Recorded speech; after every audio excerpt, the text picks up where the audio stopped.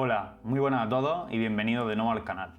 Hoy vamos a repasar conceptos que son básicos en electricidad, pero aún así hay algunos de vosotros que me doy cuenta que aún no los manejáis del todo. Así que vamos a pegar un repaso general por conceptos como la tensión, la corriente, la ley de Ohm y las cargas lineales y no lineales. Que me parece, el tema de las cargas no lineales me parece un tema que se toca bastante poco aquí en YouTube. El primer concepto del que me gustaría hablar es el concepto de voltaje. Este concepto tiene varios sinónimos como diferencia de potencial, tensión, pero todos se refieren a lo mismo. Se refieren a la diferencia de potencial eléctrico que existe entre dos puntos. Cuando hablemos de voltaje, recordad que jamás podemos referirnos a voltaje en un punto, a tensión en un punto.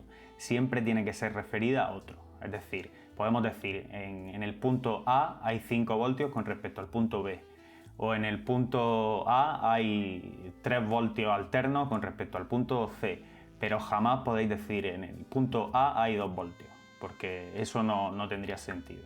Voltaje es la diferencia de potencial eléctrico que existe entre dos puntos.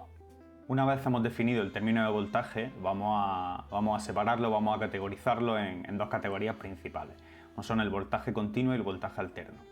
La diferencia es súper sencilla. El voltaje continuo es aquel que a través del tiempo se mantiene invariable. Como podemos observar en esta gráfica, los 5 voltios permanecen invariables a lo largo del tiempo. Estos 5 voltios son constantes.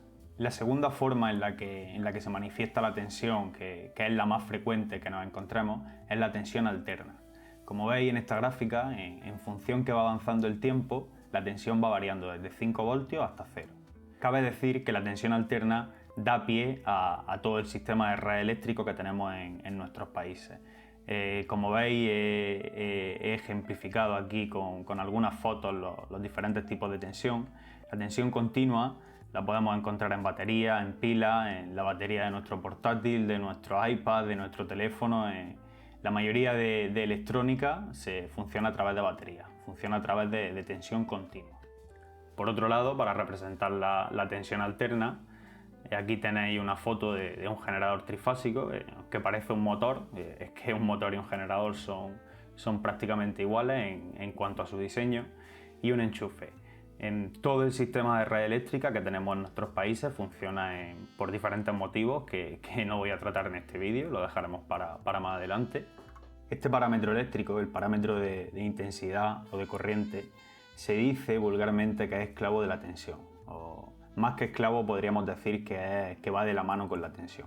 Son conceptos que están muy ligados y ahora pasaremos a definir más exactamente con la ley de Ohm. Pero principalmente, para que lo entendáis, tenéis que tener bien claro que la tensión o diferencia de potencial es la fuerza electromotriz, es la fuerza generadora, es la fuerza que impulsa el movimiento eléctrico, por así decirlo. Y la intensidad, por otro lado, aparece intrínsecamente una vez que se ha generado esa fuerza electromotriz, una vez que se ha generado esa tensión.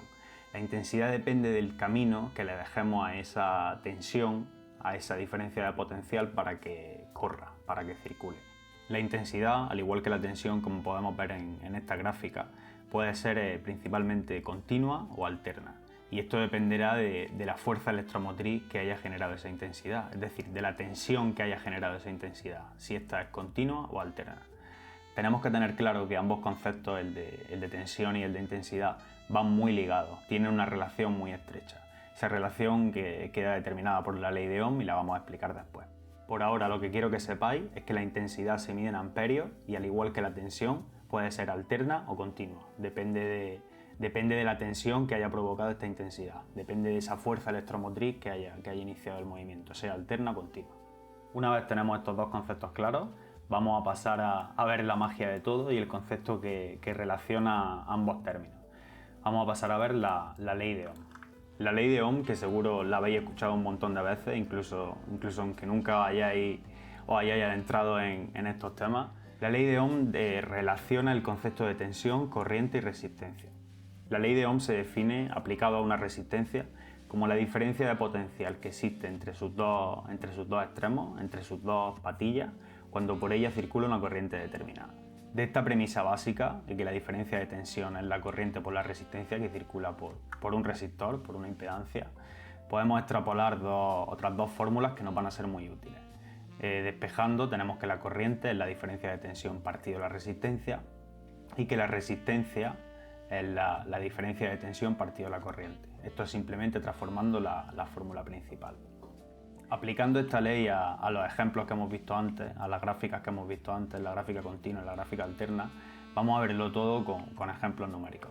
Para ejemplificar toda esta explicación y que la entendáis y la veáis con claridad, he dibujado dos circuitos, un circuito continuo cuya generación, cuya fuente que excita todo ese movimiento eléctrico que he explicado, una fuente continua, es una pila, y por otro lado un circuito alterno. Este circuito podría ser el enchufe de vuestro hogar o un generador de diésel o cualquier elemento que genere tensión alterna. Aquí he dibujado un enchufe para que lo veáis.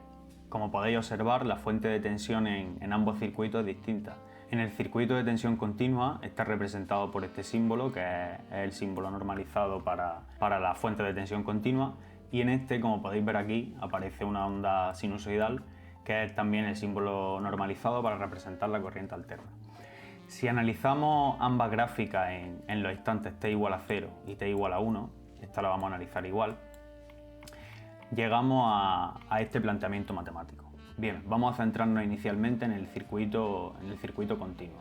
En el circuito continuo tenemos un valor de resistencia de 10 ohmios y un valor de tensión de 10 voltios en continuo. Si empezamos a analizar en el instante t igual a 0, en este instante t igual a 0, como podéis ver, el valor de tensión es de 5 voltios y en el instante t igual a 1 sigue siendo 5 voltios. Como es una fuente de excitación continua, se van a mantener estos 5 voltios invariables.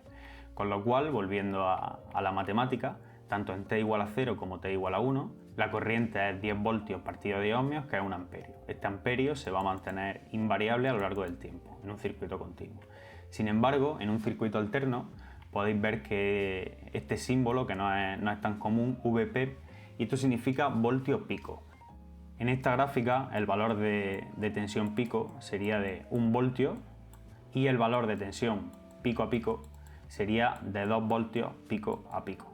Y esto es porque la tensión pico se define como la diferencia que existe entre un máximo de la onda y el paso por cero, y el valor pico a pico es el doble, es el valor numérico que existe entre un máximo y un mínimo de la onda. Con lo cual de aquí también podemos deducir que el valor pico pico de una onda es 2 veces por la tensión pico de la misma, ¿vale? Esto es una parte que no tenía pensada añadir, pero bueno, aquí la tenéis. Volviendo al circuito alterno, tenemos que en el instante t igual a 0 la corriente sería de 1 amperio y en el instante t igual a 1, en nuestro ejemplo, la corriente sería de 0 amperios. Con estos ejemplos que hemos visto y estas fórmulas que os he dejado aquí, estas herramientas, tenéis una navaja suiza para resolver un montón de circuitos y un montón de dudas en cuanto a la electricidad y un montón de incógnitas que tengáis, ¿vale? Esto es súper útil y es muy importante que lo dominéis y lo manejéis. Una vez tenemos estos tres conceptos claros, el concepto de voltaje, intensidad y la ley de Ohm, vamos a ver una cosa muy curiosa. La ley de Ohm se verifica siempre. Os he dicho que es una navaja suiza, os va a servir en multitud de ocasiones, pero os va a servir siempre que tengamos cargas lineales. ¿Qué es esto? Pues bien, aquí en esta siguiente diapositiva podéis ver que la diferencia entre las cargas lineales y las cargas no lineales. Las cargas lineales son aquellas que presentan una resistencia constante, es decir, que tienen el mismo valor de ohmios, la carga tiene el mismo valor de ohmios a lo largo del tiempo. Cargas no lineales, por otro lado, varían su valor óhmico, su valor de resistencia, en función del tiempo. Y es este detalle el que rompe la ley de Ohm. Como veis, para que la ley de Ohm se cumpla, es importante, es una característica indispensable que el producto entre tensión y corriente sea constante. Como en las cargas no lineales el valor de resistencia varía en función del tiempo, rompe la ley de Ohm, ¿vale? Así que tenemos que tener muy claro que para sistemas en los que tengamos cargas no lineales, la ley de Ohm no se puede utilizar y tendremos que utilizar otro tipo de métodos de cálculo, como el método de malla o el método de Kirchhoff, ¿vale? Para representar cargas lineales, pues aquí tenéis el dibujo de un motor y el dibujo de una bombilla. La bombilla es un caso curioso y es un caso que no es una carga lineal, estaría mal, debería estar en el otro lado, porque la bombilla, aunque tiene un valor de resistencia definido, pero este va variando a lo largo del tiempo.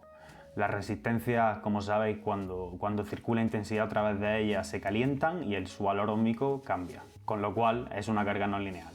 Pero bueno, el principal ejemplo de cargas no lineales que tenemos y el básico que tenemos que tener todo en mente es el caso de los ordenadores, portátiles, sistemas electrónicos, equipos de audio.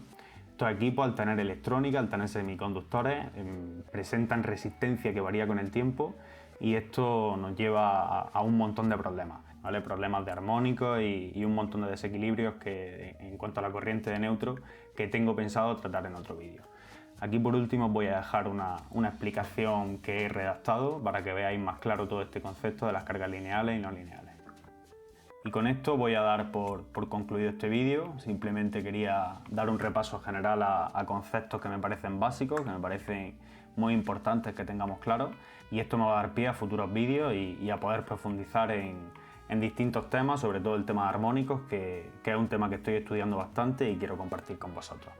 Así que nada, si estáis interesados y os gusta el contenido que estoy subiendo, por favor suscribiros, comentar, y que me ayuda un montón, y nada más. Nos vemos en un siguiente vídeo. Un saludo.